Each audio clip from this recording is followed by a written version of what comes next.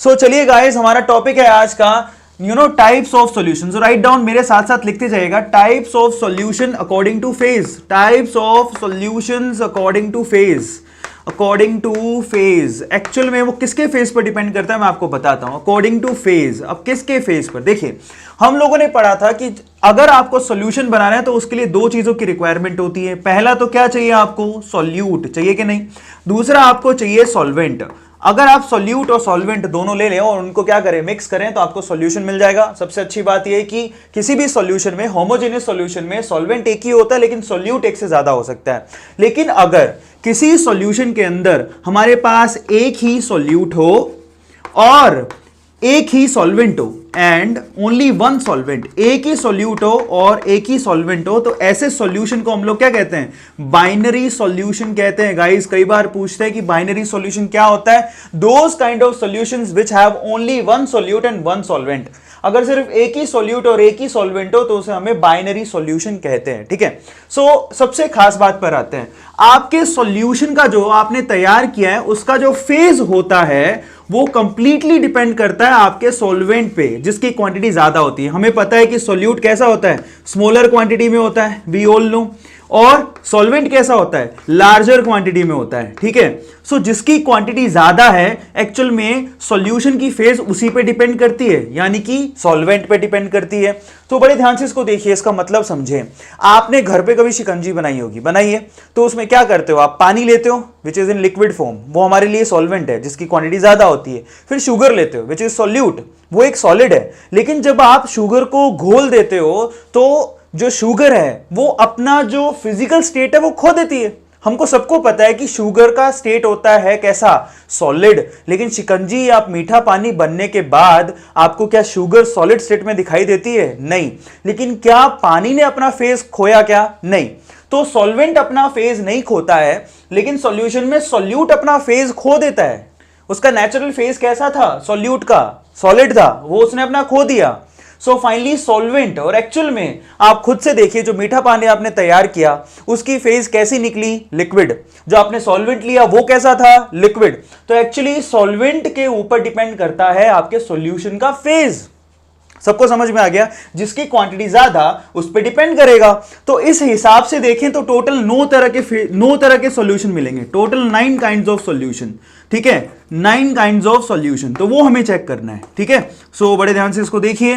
Total 9 तरह के solution कौन से होते हैं जरा हम लोग चेक करते हैं। तो देखिए, 9 तरह के सॉल्यूशन, नोट्स मेरे साथ साथ बनाते जाइएगा।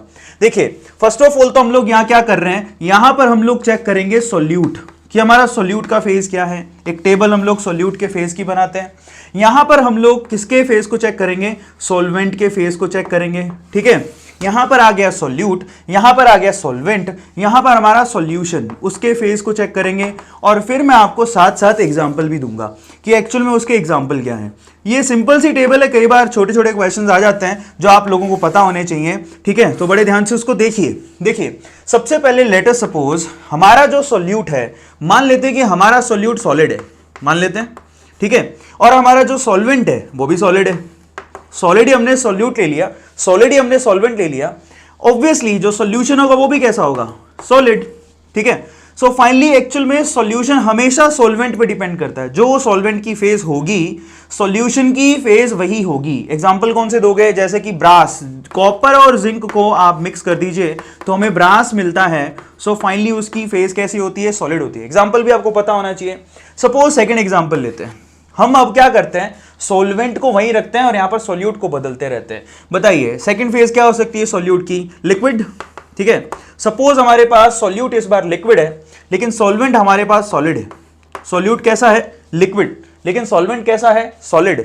तो अब जरा ध्यान से इसको देखिए। इस केस में हमारा जो सॉल्यूशन निकल के आएगा वो कैसा होगा? वो सॉलिड ही होगा। ठीक है, जैसे कि एग्जांपल अमेल्गमेशन, जैसे कि मर्क्यूरी ले लो, कॉपर ले लो, इसका जो अमेल्गमेशन तैयार होगा, ठीक है, अमेल्गमेशन तैयार होगा, वो एक्चुअली कैसा होगा? हमारे लिए सॉलिड ही होता है। लेकिन ध्यान से देखिए, यहां पर जो मर्क्यूरी है वो लिक्विड फॉर्म में होता है। हमको सबको पता है कि पूरी पीरियोडिक टेबल के अंदर एक ही मेटल है जो कि कैसी फॉर्म में पाया जाता है? लिक्विड फॉर्म में। और सॉल्वेंट हमारा सॉलिड है। ऑब्वियसली इन दोनों का जो अमेल्गमेशन होगा वो सॉलिड ही होता है। ठीक है, तो यहां पर जो सॉल्यूशन है वो सॉलिड ही है अभी भी। नेक्स्ट एग्जांपल लेते हैं, third example. Third example, suppose हमारे पास जो सॉल्यूट है वो गैस है, लेकिन सॉल्वेंट हमारे पास अभी भी सॉलिड है। तो इस केस में मैंने आपसे कहा कि सॉल्यूशन कंप्लीटली सॉल्वेंट पे डिपेंड करेगा, तो एक्चुअल में ये भी कैसा होगा, सॉलिड ही होगा। एग्जाम्पल याद करिए, एड्सॉर्प्शन, हाइड्रोजन जब प्लेटिनम या फिर पैलेडियम पर एड्सॉर्ब होता है, तो ये प्राइम एग्जाम्पल हो गया जहां पर ये जो कॉम्बो बनेगा वो सॉलिड होगा।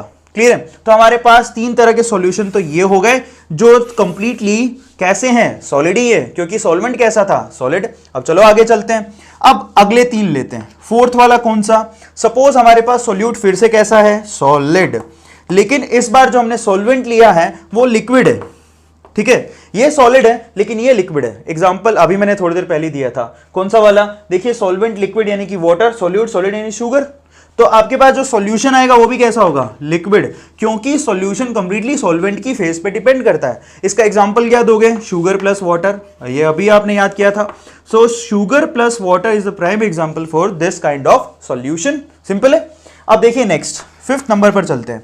सपोज आपके पास, हमारे पास जो सॉल्यूट है वो लिक्विड है, ठीक है, और सॉल्वेंट है वो भी कैसा है, लिक्विड है। तो ऑब्वियसली सॉल्यूशन कैसा होगा, लिक्विड। कैसा एग्जांपल लोगे इसका, आप इसका एग्जांपल ले सकते हो इथेनॉल, ठीक है, प्लस क्या ले सकते हो, वाटर। इथेनॉल प्लस वाटर दोनों लिक्विड होते हैं और ऑब्वियसली सॉल्यूशन तो लिक्विड होना ही है। इसका सिक्स एग्जांपल लेते हैं, कौन सा, सपोज हमारे पास जो सॉल्यूट है वो गैस है, लेकिन हमारे पास जो सॉल्वेंट है वो लिक्विड है। अब आप सोचो कि जो आपका सॉल्वेंट लिक्विड है तो आपका सॉल्यूशन कैसा होगा, लिक्विड ही होगा। सही है। इसका एग्जांपल क्या दोगे, इसका एग्जांपल बहुत सिंपल है, आप सब थम्स अप पिए हो, कोका कोला पीते हो, उसमें CO2 गैस होती है, CO2 प्लस वाटर। ये देखिए CO2 उसके अंदर सॉल्यूट होती है, वाटर उसके अंदर सॉल्वेंट होता है, ऑब्वियसली आपको लिक्विड ही मिलेगा। तो हमारे पास तीन फेजेस और आ गई। सबको क्लियर है? ध्यान से इसको नोट डाउन करते रहेगा, एग्जाम्पल पूछे जाते हैं। सो फाइनली नेक्स्ट, उसके बाद चलते हैं सेवेंथ एग्जाम्पल पर। ठीक है, सेवेंथ एग्जाम्पल पे फिर से हम लोग सॉल्यूट लेते हैं, सॉलिड। सपोज कि हमारे पास सॉलिड सॉल्यूट है, लेकिन इस बार सॉल्वेंट है वो हमारा गैस है। ठीक है, तो फाइनली हमारे पास ये तो सॉलिड है लेकिन ये गैस है, तो ऑब्वियसली सॉल्यूशन कैसा होगा, गैस। आप सब ने घर पे कपूर जलाया होगा, तो उसका प्राइम एग्जाम्पल है जिसको कैम्फर भी कहते हैं। So finally camphor plus nitrogen, nitrogen की प्रेजेंस में कैम्फर जलता है, तो कैम्फर प्लस नाइट्रोजन के जो कॉम्बो है उसको हम लोग इस एग्जांपल में ले सकते हैं। कैम्फर सॉलिड होता है, नाइट्रोजन गैस होती है। फाइनली जब आप कपूर को जलाते हो तो वो कंप्लीटली गैस में कन्वर्ट हो जाता है, तो ऐसे सॉल्यूशन को हम लोग क्या कहते हैं, गैस ही कहते हैं। नेक्स्ट एग्जांपल, एग्जांपल नंबर 8 लेते हैं। सपोज हमारे पास ये लिक्विड है और ये हमारे पास गैस है, तो फाइनली क्या बनने वाला है, गैस। लिक्विड और गैस से गैस ही बनेगा, जैसे कि ह्यूमिडिटी। आपके आसपास जो ह्यूमिडिटी है वो इसका एग्जांपल है। ह्यूमिडिटी कैसी होती है, गैसियस, लेकिन वो कैसी होती है, यानी कि उसमें थोड़ा सा आपको दिखता है ना कि लिक्विड लिक्विड जैसा है, तो वो एग्जांपल इसमें आप ले सकते हो। लास्ट नाइन्थ जो सॉल्यूशन टाइप बनेगा जिसके अंदर ये गैस होगा, ये भी गैस होगा, और फाइनली आपका जो सॉल्यूशन है वो तो गैस होना ही है। तो ऐसा एग्जांपल कौन सा है, हाइड्रोजन प्लस ऑक्सीजन या नाइट्रोजन, व्हाटएवर। ये जो मिक्सचर है आपके सामने एयर का, वो एग्जांपल ले सकते हो, गैस गैस का मिक्सचर आपको गैस देगा। तो ये 9 तरह के हमारे पास सॉल्यूशंस होते हैं। ठीक है, तो मैं साइड में हट जाता हूं, स्क्रीनशॉट ले लो और इसको नोट डाउन कर लो। उसके बाद हम लोग आगे चलेंगे। हमारा जो टॉपिक है बड़े ध्यान से समझिएगा, हमको ये सारे के सारे नहीं पढ़ने हैं। हमको इस चैप्टर में क्या पढ़ना है, हमको स्पेशली क्या देखना होता है, गैस एक्चुअल में हमको देखना होता है। देखिए गैस की सॉल्युबिलिटी एक तो लिक्विड में, ये चेक करनी है सबसे पहले। तो गैस की सॉल्युबिलिटी लिक्विड में हमें एक तो ये पढ़ना होता है, ठीक है, या लिक्विड की सॉलिड की सॉल्युबिलिटी लिक्विड के अंदर, ये चेक करना होता है। देखिए एक्चुअल में सारे चैप्टर में आपको सिर्फ ये 2 तरह के, स्पेशली ये 2 तरह के आपको सॉल्यूशन पढ़ने हैं। कौन से, solid in liquid and gas in liquid. ज्यादातर एग्जांपल यही है, बाकी को हमें पढ़ना नहीं है। ठीक है, ये आपकी सिर्फ जानकारी के लिए, तो फटाफट से लिख लीजिए। और हम ज्यादातर काम किस पे करेंगे, एक 4th नंबर सॉल्यूशन पे और 6th नंबर सॉल्यूशन पे। और एक्चुअल में हमें स्टार्ट भी यहीं से करना है, गैस की सॉल्युबिलिटी चेक करनी है, लिक्विड में कैसे होती है, कौन कौन से फैक्टर इफेक्ट करते हैं। सो फटाफट से इसको लिख लीजिए, आगे चलते हैं। सो चलिए गाइस अगले टॉपिक की तरफ मूव करते हैं। लास्ट टॉपिक में मैंने आपसे कहा था कि 9 तरह के सॉल्यूशन होते हैं, लेकिन हमें 9 तरह के नहीं पढ़ने हैं। इस चैप्टर के अंदर मैक्सिमम फोकस किया हुआ है 2 ही तरह के सॉल्यूशन पर। पहला कौन सा, गैस जो कि लिक्विड में घुला हो, दूसरा सॉलिड जो कि लिक्विड में घुला हो। ज्यादातर आपको इसी के ऊपर न्यूमेरिकल मिलेंगे, टॉपिक भी यही है। सो हम लोग सबसे पहले किसकी चेक कर रहे हैं, गैस जो कि लिक्विड में घुला हो। तो हम लोग ये चेक करेंगे कि अगर आप चाहते हो कि कोई गैस लिक्विड में घुल जाए तो कौन कौन से फैक्टर है जो उसको अफेक्ट करेंगे। इमेजिन करो, ऐसा सॉल्यूशन कभी आपने देखा है, इवन पिया है। आप थम्स अप पीते हो, उसके अंदर क्या होता है, CO2 और नीचे पानी तो होता है, पानी जैसा कुछ एक सॉल्यूशन होता है। सो फाइनली आप चाहते हो कि लिक्विड में वो CO2 घुल जाए, और एक्चुअल में जब आप कैप खोलते हो तो आपने देखा होगा वो सारी गैस बाहर निकल जाती है। क्यों? क्योंकि हाई प्रेशर पर उस गैस को घोला जाता है। सो ध्यान से इसको चेक करो, हम चाहते क्या है, जरा चेक करो। सो एक कंटेनर है जिसमें ये लिक्विड है, नाउ लुक एट इट, ये लिक्विड हो गया, ठीक है, और इसमें आप चाहते हो कि जो गैस है वो घुल जाए, तो आप कैसे घोलोगे, जरा चेक करो। अगर आप चाहते हो कि ये गैस घुल जाए तो आप ऊपर से प्रेशर लगाओगे, जितना ज्यादा प्रेशर लगाओगे गैस उतनी ज्यादा घुलने लगेगी। यही तो करते हो, खुद से दिमाग लगाओ। तो हम लोग यहां पर चेक करने वाले हैं, टॉपिक का नाम लगाओ, द सॉल्युबिलिटी लिखते जाइए मेरे साथ साथ, the solubility of gas in liquid, ठीक है, the solubility of gaseous solute, लिखते जाइए, इन लिक्विड सॉल्वेंट। हमको फैक्टर चेक करने हैं कि कौन कौन से फैक्टर हैं जो कि गैसियस सॉल्यूट को लिक्विड सॉल्वेंट में डिसोल्व करने में अफेक्ट करते हैं। सबसे पहला फैक्टर पर चलते हैं, इमेजिन करना, सबसे पहला factor that is nature of gas. Nature of gas, nature of gas बहुत इंपॉर्टेंट टॉपिक है, सिंपल है, बड़े ध्यान से इसको देख लीजिएगा। नेचर ऑफ गैस देखिए बहुत स्ट्रेट फॉरवर्ड है। अगर गैस आपकी पोलर है, पोलर गैस, ठीक है, सो वो आसानी से किस में घुल जाएगी, पोलर सॉल्वेंट में घुल जाएगी, पोलर सॉल्वेंट में आसानी से घुल जाएगी। एग्जांपल देता हूं, देखो सेम चीज में घुलता है, काफी बार हम लोग देख चुके हैं। नॉन पोलर वाली गैस जो है पोलर सॉल्वेंट में आसानी से नहीं घुलती। एग्जांपल देता हूं, जरा चेक करो। सपोज आपने HCl गैस ली, देखिए आपको मैं बता देता हूं, HCl गैस एक पोलर गैस होती है। कैसे? अब पोलर गैस का मतलब क्या होता है, देखिए HCl है जिसमें हमें पता है कि क्लोरीन की इलेक्ट्रोनेगेटिविटी ज्यादा होती है, तो इस पे पार्शियल नेगेटिव और इस पे क्या होता है, पार्शियल पॉजिटिव। तो ये एक पोलर गैस होती है, ठीक है। फाइनली ये पोलर सॉल्वेंट में घुल जाती है। पोलर सॉल्वेंट कौन सा? पानी। वाटर एक पोलर सॉल्वेंट होता है, हम लोगों को पता है कि इस पे पार्शियल नेगेटिव ऑक्सीजन पे साइन होता है और इन पे पार्शियल पॉजिटिव साइन होता है। अब ये आपस में क्यों घुल जाते हैं? क्योंकि इन मॉलिक्यूल्स के बीच में आपस में क्या होता है, फोर्स ऑफ अट्रैक्शन लग रहा है नेगेटिव और पॉजिटिव के बीच में, दिखाई दे रहा है। तो आसानी से इस फोर्स ऑफ अट्रैक्शन की वजह से एक दूसरे को अट्रैक्ट करते हैं और एक घुल जाते हैं, ये रीजन होता है। तो पोलर में आसानी से घुलता है, लेकिन नॉन पोलर गैसेस जैसे कि ऑक्सीजन, इन पे कोई पोल्स नहीं होते हैं, नाइट्रोजन, हाइड्रोजन, ये आसानी से सोल्यूबल नहीं है पोलर के अंदर। पानी में घुलती नहीं है ऑक्सीजन, पानी में ऑक्सीजन की बहुत कमी है, समझ पा रहे हैं। नाइट्रोजन भी नहीं घुलती है, हाइड्रोजन भी नहीं घुलती है। तो इसका मतलब क्या हो गया कि गैस के नेचर पर बहुत सारी चीजें डिपेंड करती हैं, सॉल्युबिलिटी इनफैक्ट डिपेंड करती है। नेचुरली देखिएगा सी के अंदर सिर्फ उतनी ऑक्सीजन होती है जितने की जितने की उसके अंदर जो भी स्पीसीज रह रही हैं उनके लिए सफिशिएंट, ठीक है। सो वो भी कमी है एक्चुअल में। सो वहां पर ऑक्सीजन की बहुत कमी है, ज्यादा नहीं है ऑक्सीजन, इतनी ज्यादा सॉल्युबल नहीं है, जितनी रिक्वायर्ड है सिर्फ उतनी ही है। तो ये इतनी ज्यादा सॉल्युबल नहीं होती है, लेकिन पोलर जो गैसेज होती हैं वो आसानी से घुल जाती है। तो पहला फैक्टर तो ये हो गया। सेकंड फैक्टर की तरफ चलते हैं। Now the second factor is temperature. Now look at it, temperature की बात करते हैं। सो टेम्परेचर को लिखा मैंने यहां पे। टेम्परेचर पे कैसे डिपेंड करेगा, खुद से दिमाग लगाओ। आप खुद ही सोचो कि आप चाहते हो कि ये गैस इसके अंदर घुल जाए, ऊपर से आपने एक स्टोव लगा दिया या फिर यहां बर्नर लगा दिया और उसे हीट करे जा रहे हो, तो आपको लगता है, खुद से सेंस लगाओ कि क्या लगता है कि गैस घुल जाएगी। आपने क्या किया, टेम्परेचर दिया तो गैस में काइनेटिक एनर्जी, रेंडमनेस और बढ़ गई, तो दूर भागेगी, लिक्विड में घुलेगी कहां से। तो बातों को समझें आप, जो मैं बोल रहा हूं कि एक्चुअल में टेम्परेचर अगर आपने बढ़ाया तो सॉल्युबिलिटी घटेगी, गैस घुलेगी नहीं आसानी से। सो फाइनली यहां क्या मतलब निकलता है, अगर आपने टेम्परेचर बढ़ाया तो सॉल्युबिलिटी ऑफ गैस घटेगी, सॉल्युबिलिटी ऑफ गैस ये घटेगी, डिक्रीज होती है। वैसे भी मैं आपको बता देता हूं, अगर आप चाहते हो कि एक लिक्विड और एक गैस आपस में घुल के एक सॉल्यूशन बनाए, तो ऐसा जो सॉल्यूशन है, ऐसा जो रिएक्शन है वो एक्सोथर्मिक होता है। एक्सोथर्मिक का मतलब क्या हो गया, ये एनर्जी को बाहर फेंकेगा, इस केस में एनर्जी बाहर निकलेगी। आप खुद ही सोचो, आप गैस को कंडेंस करने की कोशिश कर रहे हो, इस केस में एनर्जी बाहर निकालेगा ना, गैस अपनी एनर्जी बाहर निकालेगा तभी तो लिक्विड फॉर्म में जाएगा। तो आप खुद ही सोचो, अगर ये एक्सोथर्मिक है तो इस केस में ये सवाल बहुत बार पूछा जाता है, डेल्टा एच का वैल्यू कितना हुआ, यानी कि चेंज इन एंथैल्पी होता है यहां पर नेगेटिव। एक्सोथर्मिक रिएक्शन के लिए चेंज इन एंथैल्पी नेगेटिव होता है, आप लोगों को पता होना चाहिए, क्योंकि ये खुद क्या कर रहा है, एनर्जी को बाहर निकाल रहा है। अब आप खुद ही सोचो, जब ये खुद एनर्जी एज अ प्रोडक्ट है ऊपर से आप एनर्जी इसको दे रहे हो, तो ये कहां जाएगी रिएक्शन? रिवर्स। क्या ये घुल पाएगा? नहीं, सॉल्यूशन बन ही नहीं पाएगा, तुरंत गैस और लिक्विड अलग हो जाएंगे, जो रहा कहा सॉल्यूशन है वो भी खत्म हो जाएगा। तो ये बहुत ही इंपॉर्टेंट फैक्टर। अच्छा, एक और चीज बताता हूं, थर्मोडायनेमिकली देखें तो डेल्टा एच का वैल्यू नेगेटिव है ना। What about delta S? ये सवाल भी बहुत बार पूछा जाता है। ये जो प्रोसेस हो रहा है जिसमें आप गैस को लिक्विड के अंदर घोल रहे हो, उस प्रोसेस में डेल्टा एस का वैल्यू कितना है? इस प्रोसेस में डेल्टा एस का वैल्यू भी नेगेटिव है। बहुत बच्चों को नहीं पता कि एंट्रोपी क्या होता है, तो मैं आपको स्ट्रेट फॉरवर्ड मतलब बताता हूं। एंट्रोपी का मतलब होता है फ्रीडम, रेंडमनेस। अब आप खुद सोचो, गैस ने अपना रेंडमनेस खो दिया, फ्रीडम खो दी, तभी तो वो जाएगी लिक्विड में घुलने के लिए। गैस आजाद है, कहीं भी जा सकती है, लेकिन जैसे ही आप उसको प्रेशराइज कर रहे हो वो घुल रही है।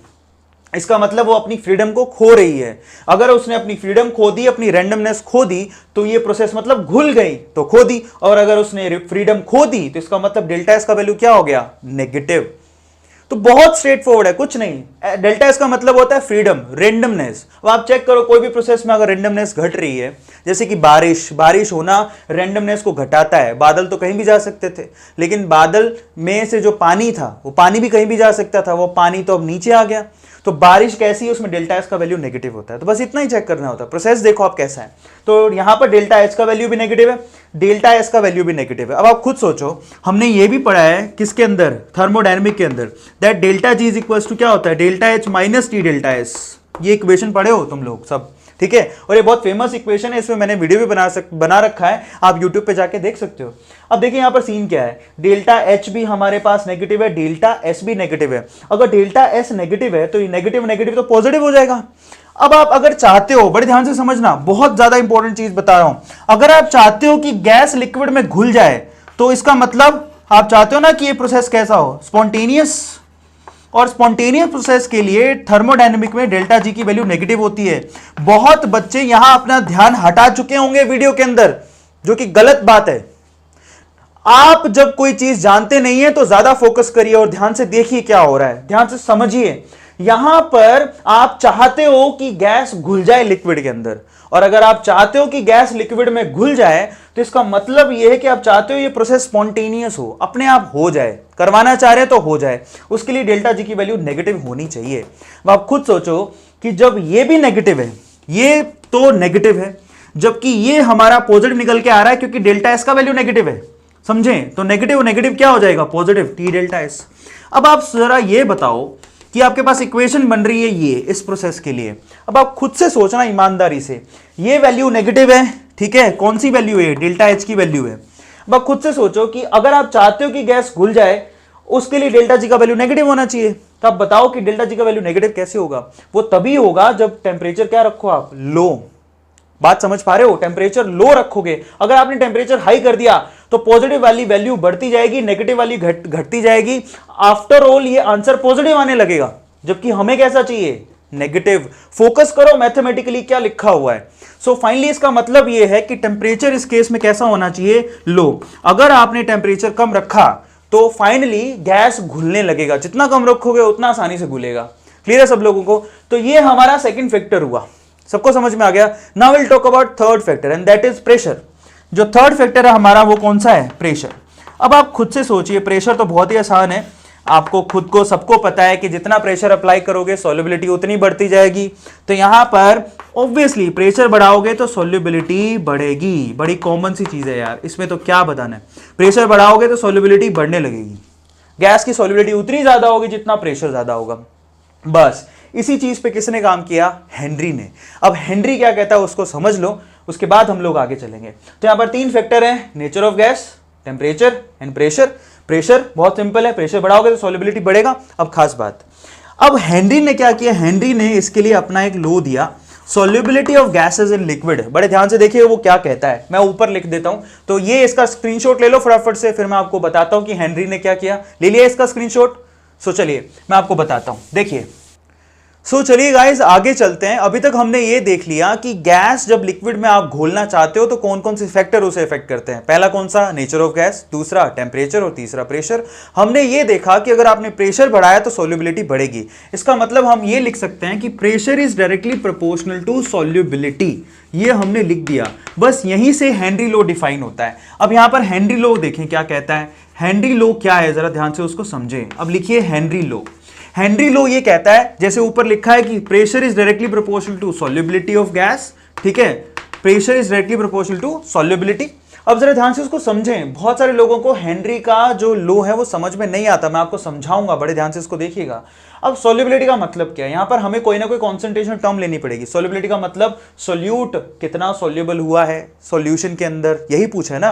तो हमारे पास तो बहुत सारी कॉन्सेंट्रेशन टर्म है। कौन कौन सी, मोलैरिटी, मोलालिटी, मोल फ्रैक्शन। उसने क्या किया, यहां पर सबसे आसान टर्म ली, मोल फ्रैक्शन। यहां पर एक रेशो होता है। मोल फ्रैक्शन का मतलब क्या है, यहां पर मोल फ्रैक्शन गैस का निकालना हो तो क्या करना पड़ेगा, moles of gas divide by total moles, simple है। और दूसरी खास बात यह है कि जो मोल फ्रैक्शन होती है वो टेम्परेचर इंडिपेंडेंट भी होती है। तो उन दोनों खासियत की वजह से सॉल्युबिलिटी में जो कॉन्सेंट्रेशन टर्म लेना था वो उसने क्या लिया होगा, वो उसने लिया होगा मोल फ्रैक्शन, ये वजह होगी। तो यहां पर उसने क्या कहा, that the partial pressure is directly proportional to mole fraction.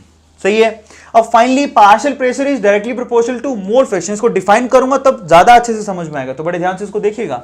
हमको पता है मैथमेटिकली जब प्रोपोर्शनलिटी का साइन हटता है तो यहां पर एक कांस्टेंट लगाया जाता है। तो अब क्या करोगे, उसने प्रोपोर्शनलिटी का साइन हटाया, इक्वल का साइन लगाया और यहां पर एक कांस्टेंट दे दिया।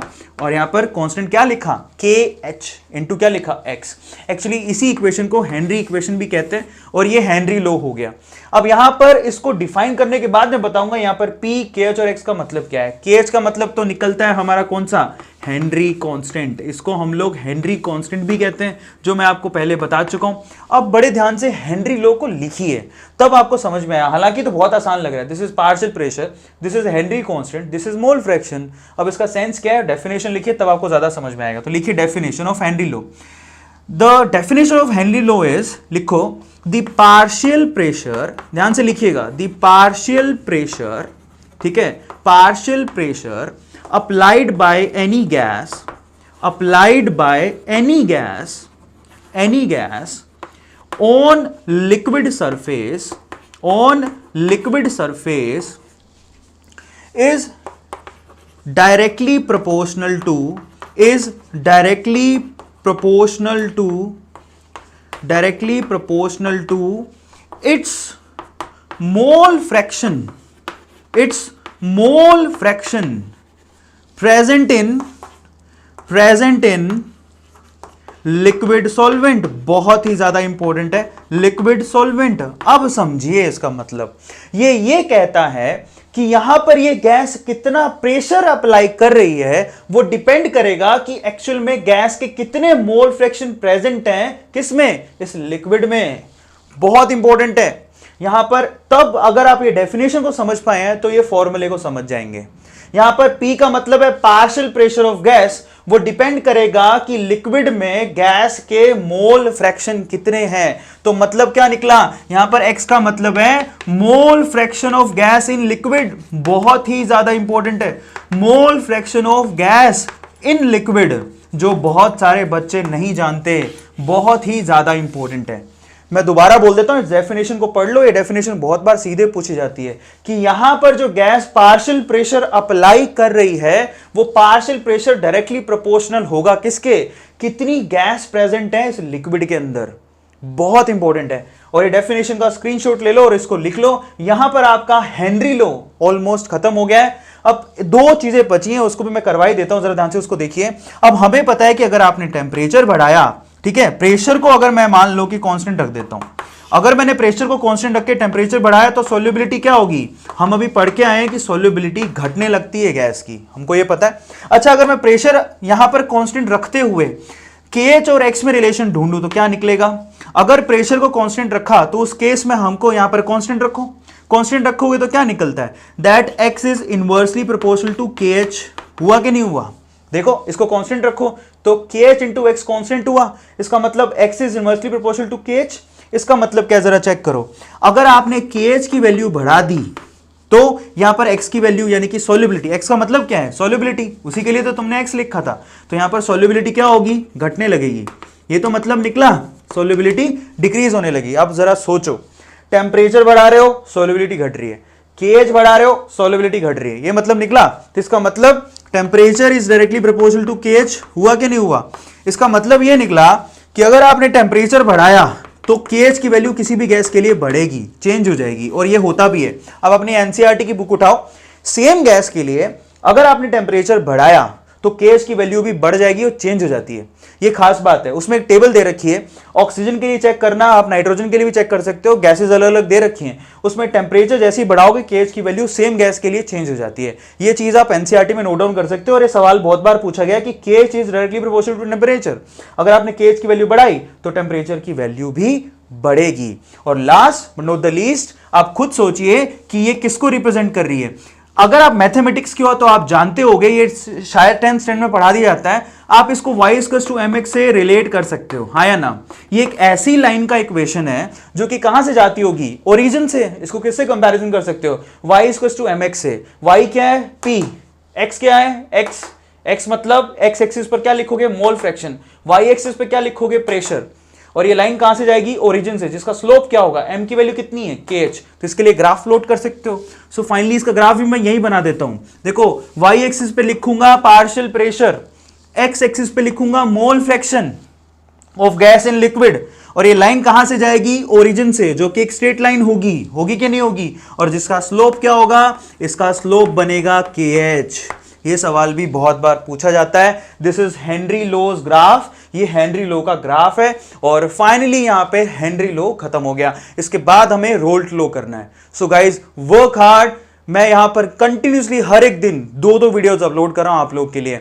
बस आपको क्या करना है, जैसे ही नोटिफिकेशन आए तुरंत वीडियो को देख लेना है। To work hard guys, we are working very hard for you. और आप ध्यान रखिएगा, फिर से मैं आपको होमवर्क दे रहा हूं, अभी के अभी जैसे ही वीडियो फिनिश करते हो आप 5 मिनट का ब्रेक लो, और होमवर्क के लिए एक वीडियो दिया है। मैं चाह रहा हूं गाइस, मैं आपको बता रहा हूं, सॉलिड स्टेट की वीडियोस मैंने अनअकैडमी प्लेटफॉर्म पे डाल दी हैं, जिसके डिस्क्रिप्शन बॉक्स में लिंक गिवन है। सॉलिड स्टेट को चालू कर दो, वहां पे भी मैं 7 लेक्चर बना चुका हूं ऑलरेडी। तो उसको अभी क्लिक करो, सॉलिड स्टेट साथ में शुरू कर दो, ताकि हमारा सिलेबस टाइम से हो जाए। बट ऐसा नहीं कि सॉलिड स्टेट मैं यहां नहीं पढ़ाऊंगा, लेकिन मैं चाहता हूं कि एक बार वहां भी पढ़ लो, तो वहां जब हम यहां पढ़ेंगे तो तेजी से हो जाएगा, कम लेक्चर्स में हो जाएगा, जल्दी समझ में आएगा। तो बी स्मार्ट, आप सॉल्यूशन के साथ साथ सॉलिड स्टेट जो आपका पहला लेक्चर है, पहला चैप्टर है, ठीक है, उसको पढ़ना शुरू कर दो, जिसका लिंक डिस्क्रिप्शन बॉक्स में गिवन है, तुरंत देखना शुरू कर दो। सो गाइस, नेक्स्ट वीडियो मिलते हैं। Till then, thank you so much, thanks a lot.